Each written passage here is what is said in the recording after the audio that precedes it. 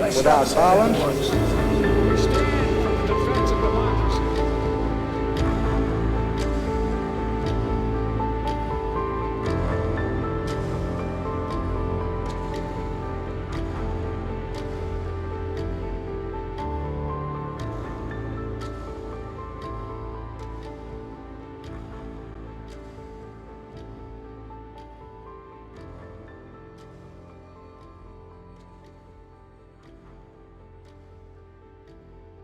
Західне Папуа офіційно увійшло до складу Індонезії через міжнародні угоди і перехідне управління ООН. Звучить так, ніби все відбулося через правила, інституції і право народів визначати власне майбутнє. Але коли починаєш дивитися на цю історію ближче, з-під цієї маски дуже швидко визирає зовсім інше. Тут були держави, які говорили про свободу, але рахували геополітику. Тут обіцяли самовизначення, але спершу передали контроль над територією.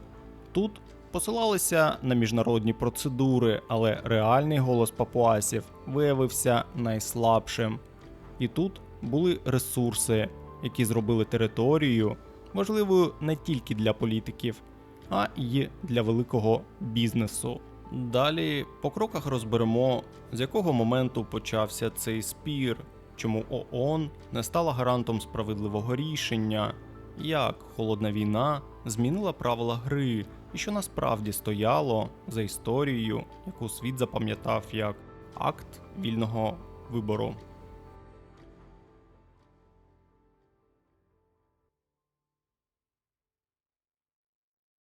Наша культура – це наша ідентичність. Культура, як наші ліки, наш одяг і наша їжа, важлива для розуміння того, ким ми є. Коли ми втрачаємо все це, ми втрачаємо культуру. Коли люди втрачають культуру, вони втрачають відчуття громади. Джонатан Месулам, активіст із Папуа-Нової Гвінеї. Інтерв'ю для Business and Human Rights Resource Center. 19 січня 2020 року. Перш ніж говорити про ООН, Індонезію, Нідерланди і Гору Золота, варто взагалі зрозуміти, що таке Папуа. Це не просто спірна територія на межі Азійського й Тихоокеанського світів. Це частина Нової Гвінеї, другого за величиною острова у світі, після Гренландії. І ще зовсім нещодавно, за геологічними мірками, вона не була окремим островом, а частиною одного великого суходолу з Австралією. Лише близько 8 тисяч років тому море піднялося, затопило перешийок між ними і утворило Торесову протоку. Люди прийшли сюди дуже давно. Ймовірно, ще десятки тисяч років тому, рухаючись через острови індонезійського архіпелагу в бік Нової Гвінеї та Австралії, коли нижчий рівень моря робив цей шлях простішим. В високогір'ї археологія показує давні і сталі форми землеробства. У районі Кук-Свомп виявлено сліди культивації та складного використання землі, яким тисячі років, а приблизно 3000 років тому частина населення узбережжя та прилеглих островів Нової Гвінеї почала розселятися далі в Тихий океан. І сам цей простір не був одним цілим у простому сенсі. Нова Гвінея – це не одна мова, не один народ і не одна політична традиція. Це один із найрізноманітніших людських світів на планеті, де в різних долинах, горах, болотах і на узбережжях жили дуже різні громади. І природа тут не менш виняткова, з великою кількістю ендемічних тварин і рослин. Нова Гвінея змінювалася і без європейців. Ще до постійної присутності колоніальних держав сюди через торгівлю прийшли солодка картопля і сталеві сокири. Солодка картопля добре пережилася у високогір'ї, де витримувала холодніші умови і бідніші ґрунти. Згодом солодка картопля сильно змінила господарство і сприяла зростанню населення, особливо в горах. Індонезійські та малайські торговці вже давно контактували з прибережними громадами і цінували, зокрема, пір'я райських птахів. У 1526 році португалець Жорже де Менезіш назвав ці землі Папуа від малайського слова, яке пов'язували з кучерявим волоссям місцевих жителів. А у 1545-му іспанець Іньїго Ортіс де Ретес назвав острів Новою Гвінеєю, бо люди тут нагадали йому мешканців гвінейського узбережжя Африки. Пізніше сюди дійшли й інші мореплавці – Дампір, Картерет, Бугенвіль, Дантеркасто, Мурсбі. Європа спершу не входила вглиб острова. Вона давала назви, описувала узбережжя, наносила протоки й бухти на свої карти і поступово вбудовувала чужий простір у власну мову. Нідерланди заявили права на західну частину острова ще в 1828 році, але реальна присутність там ще довго лишалася майже символічною і обмежувалася кількома опорними пунктами, зокрема на Фогелькопі. На сході ситуація розвивалася інакше. У 1884 році Британія проголосила протекторат над Південним Сходом, а Німеччина швидко підняла прапор на північному сході та прилеглих островах. Колоніальна економіка йшла через місії, торгові компанії, копру, плантації і рекрутовану працю. Після 1880-х тут з'явилися торговці, плантатори, вчені й місіонери. Британська і згодом австралійська адміністрація працювала через мережу патрульних обходів і експедицій, а німецька колонія через компанію, а потім прямий державний контроль. Острів дедалі щільніше вписували в чужу систему управління, податків, праці і господарства. Особливо показовим був сам поділ острова. Межу між британською і німецькою зонами провели через високогір'я, яке тоді вважали порожнім. Лише через півстоліття з'ясувалося, що ця лінія пройшла через одну з найбільш густозаселених частин острова.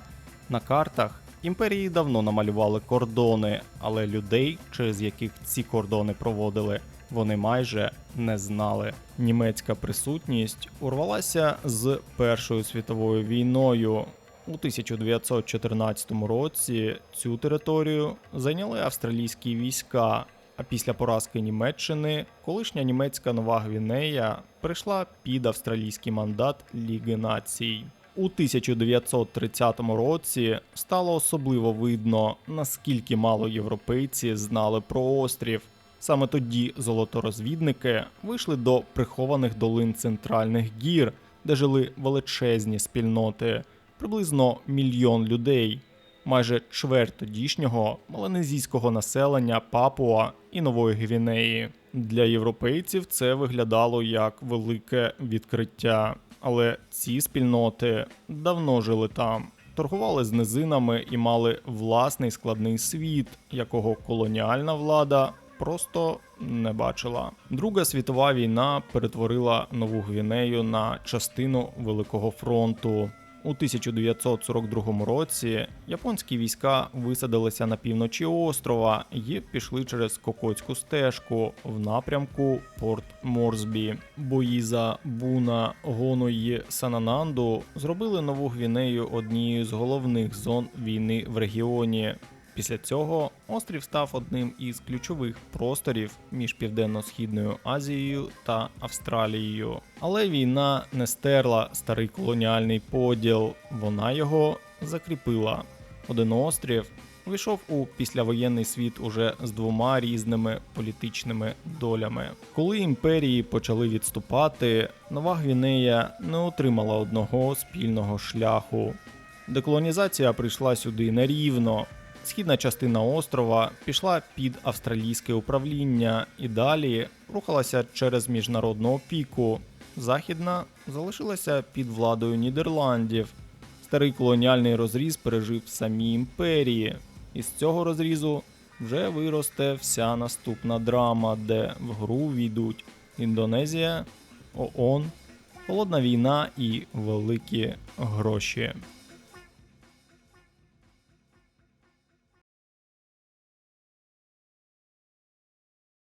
Але тепер нині у Західному Іріані нідерландці створюють державу Папуа. Вони піднімають прапор цієї держави Папуа. Вони створюють папуаський гімн. Що ми маємо робити? Не залишається нічого іншого. Ми маємо діяти. Діяти. Саме тому я зараз даю наказ усьому індонезійському народу. І який мій наказ? Слухайте, мій наказ чіткий і рішучий. Зірвіть увесь народи Індонезії створення цієї держави Папуа.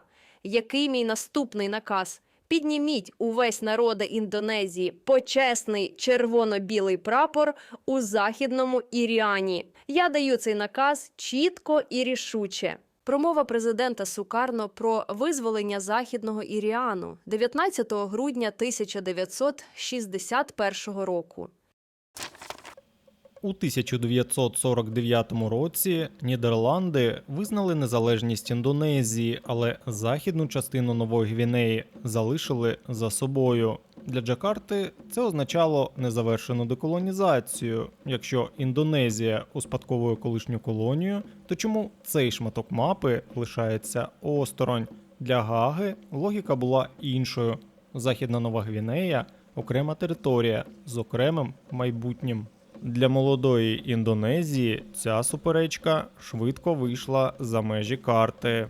Після незалежності країна жила в умовах гострої партійної боротьби, регіонального невдоволення і крихкої політичної рівноваги. На такому тлі Західна Нова Гвінея ставала темою, яка добре збирала державу докупи. Останній клапоть колишньої колонії, який, з погляду Джакарти, ще треба було повернути. Суперечка з Нідерландами дедалі менше виглядала як периферійний спір про кордони, і дедалі більше як частина самого індонезійського національного проєкту. Поруч за цим конфліктом уважно стежила й Австралія, яка керувала східною частиною острова. Для Канбери Західна Нова Гвінея була недалеким дипломатичним спором, а сусідньою територією, де будь-яка війна чи різка передача влади могла швидко стати проблемою безпеки. У 1950-х цей конфлікт уже не зводився до двох столиць. Індонезія наполягала, що деколонізація не завершена, поки Західна Нова Гвінея не перейде під її контроль. Нідерланди, навпаки, намагалися вести територію до окремого політичного майбутнього, а Сполучені Штати дивилися на все це крізь холодну війну. До початку 1960-х Нідерланди намагалися закріпити свою позицію вже не лише словами, а й через установи. У 1959 році вони створили центральний представницький орган, а на початку 1961-го провели вибори до Новогвінейської ради. Частину депутатів обирали, частину призначали для районів, які колоніальна адміністрація вважала не готовими до виборчого процесу. Система була далеко від ідеалу, але вона вже давала папуаській еліті місце в розмові про майбутнє території. У 1961 році папуаський політичний проєкт набув уже відкритої форми. Рада підтримала самовизначення, звернулася до світу із закликом поважати право папуасів самим вирішувати свою долю, а разом із цим з'явилися символи окремої ідентичності – назва «Західне Папуа», гімн і прапор «Ранкова зірка». Для Джакарти це вже виглядало як загроза територіальній цілісності. 19 грудня 1961 року президент Сукарно оголосив курс на визволення Західного Іріану, так в Індонезії називали цю територію, і запустив кампанію «Трикора». Конфлікт швидко вийшов за межі політичного тиску, а Індонезія дедалі глибше спиралася на радянську військову допомогу. Саме це і лякало Вашингтон. У США боялися не лише війни з Нідерландами, а й того, що затяжний конфлікт ще сильніше штовхатиме Індонезію в бік Москви. Уже на початку 1960-х до Західного Папуа придивлялися не лише держави. У 1960 році американська гірничодобувна компанія Freeport Sulphur підняла геологічний звіт Жан-Жака Дазі за 1936 рік про Ерцберг, який загубився на тлі війни, і відправила експедицію Форбса Вілсона та Дела Флінта перевірити родовище на місці. Це показувало, що територія важлива не лише як політичний спір, а як простір великих ресурсів. У цих умовах Вашингтон дедалі більше схилявся до швидкого політичного рішення. Так з'явилася формула американського дипломата Елсворта Банкера. Адміністрацію території спершу передають ООН, потім Індонезії, а вже після цього папуаси мають пройти акт самовизначення за участі ООН. Так постала Нью-Йоркська угода 1962 року. Угоду підписали Індонезія і Нідерланди. Генасамблея ООН у резолюції 1752 не переглядала питання Західної Нової Гвінеї заново, а взяла угоду до відома і дала Генсеку повноваження реалізувати закладений у ній порядок передачі. Право папуасів на майбутнє самовизначення в тексті було, але самі папуаси не сиділи за столом, де вирішували маршрут їхньої території. Угода фіксувала й часову послідовність. Спершу ООН, потім Індонезія, а акт самовизначення пізніше, до кінця 1969 року. Після цього територію передали тимчасовій адміністрації ООН. За угодою вона мала повну виконавчу владу, але лише на короткий перехідний відрізок. Щоб забезпечити на цей час порядок, створили окрему силову структуру – Сили безпеки ООН у Західній Новій Гвінеї. Її основу становили пакистанські війська, а допоміжну роль виконували авіаційні підрозділи, надані Канадою та США. Індонезія утримувала владу над територією раніше, ніж її населення мало висловитися щодо власного майбутнього. Після короткого періоду під адміністрацією ООН Західна Нова Гвінея 1 травня 1963 року перейшла під контроль Джакарти. Обіцяне самовизначення формально не зникло, але тепер між цією обіцянкою і самою територією стояла вже індонезійська держава з чиновниками, армією, поліцією і контролем над щоденним життям. Перші рішення нової адміністрації швидко показали напрям. Уже в травні 1963 року індонезійська влада заборонила папуаські політичні партії і різко звузила простір для відкритої політичної діяльності. Те, що за Нідерландів виглядало як повільне формування окремого політичного життя, тепер жорстко підпорядковували центру. До середини десятиліття частина спротиву пішла в підпілля, а 1965 року з'явився рух, який згодом стане відомий як рух «Вільне Папуа». У самій Індонезії тим часом накопичувалася власна криза. Сукарно тримав країну на хиткому балансі між армією, націоналістами і комуністичною партією Індонезії. Боротьба за Західний Іріан, конфронтація з Нідерландами, націоналізація їхніх підприємств і дедалі більша роль військових зробили цей баланс ще небезпечнішим. У 1965 році цей баланс зламався. Армія почала перехоплювати владу, Сукарно втрачав вплив, а на перший план виходив Сухарто. Його режим будувався на порядку, антикомунізмі і зближенні із Заходом. Для Західного Папуа це мало пряме значення. Територією вже керувала не настійка постколоніальна республіка, а жорсткіша держава, яка посилювала контроль усередині. У цей час родовище Ерцберг вже повністю повернулося в поле великого бізнесу.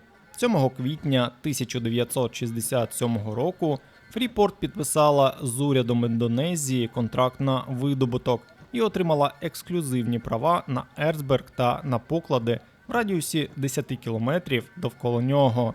Для режиму Сухарто це був один із перших великих сигналів назовні. Нова Індонезія відкриває двері західному капіталу. Після запуску Ерцберга концентрат швидко пішов за межі Індонезії. Серед перших покупців були Японія і німецька Аурубіс, яка тоді працювала під назвою Norddeutsche Affinerie.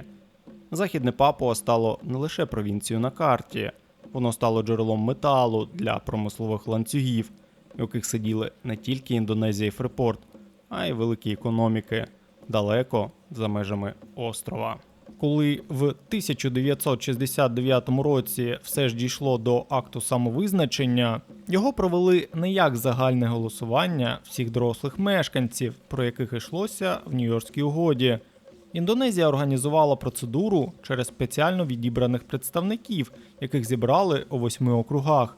Майбутні території вирішували не сотні тисяч людей, а вузьке коло делегатів. Нью-Йоркська угода передбачала участь ООН у підготовці і проведенні цього акту, тому Генсек направив свого представника Фернандо Ортіса Санса.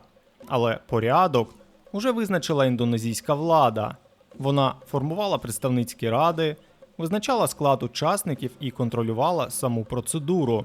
Ортіс Санс спостерігав за актом, який уже йшов за правилами, встановленими не ООН і не населенням території, а Джакартою. Пізніше Ортіс Санс визнавав у приватному листуванні, що провести самовизначення так, як цього вимагали угода і міжнародна практика, було фактично неможливо. Коли питання винесли в Генеральну асамблею ООН, там не було великого тріумфального затвердження вільного вибору. Резолюція 2504 від 19 листопада 1969 року лише брала до відома звіт Генсека і дякувала за виконання доручених завдань. У дебатах частина держав висловлювала сумніви щодо того, як саме провели цей акт. А Ганна навіть пропонувала дати населенню Західного Оріану ще одну можливість самовизначення до 1975 року. У підсумку ООН зафіксувала результат, але не розв'язала питання, яке сама ж колись обіцяла вирішити через волевиявлення населення. Після 1969 року Джакарта поводилася так, ніби питання закрито остаточно, але для частини папуасів воно не зникло, а лише перейшло в іншу фазу, вже не дипломатичну, а підпільну, силову і довгу. Після цього боротьба за Папуа ще тісніше щепилася з боротьбою за надра. Фріпорт почала видобуток у 1972 році, а в 1988 відкрила Грасберг.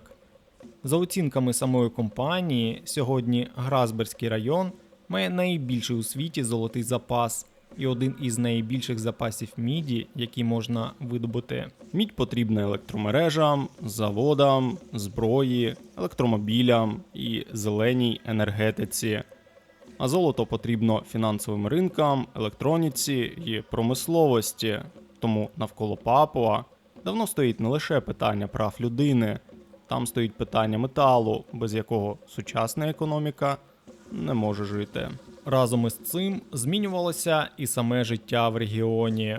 Британіка пов'язує інтеграцію Папуа з державною політикою переселення людей з інших частин Індонезії та з експлуатацією нафти, газу, міді, лісу й інших ресурсів і зазначає, що на місці це часто сприймали як культурний імперіалізм. Великомасштабна державна програма переселення, яку держава заохочувала з 1970-х, запускала нові конфлікти між громадами.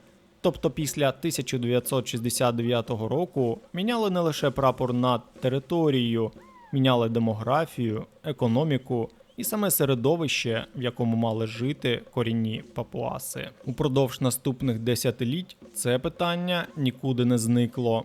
Спротив, силові операції і напруга в регіоні поверталися знову і знову, а Джакарта відповідала переважно контролем, а не політичним розв'язанням. За правління Сухарто, аж до його падіння в 1998 році, Папуа так і не отримала реальної автономії.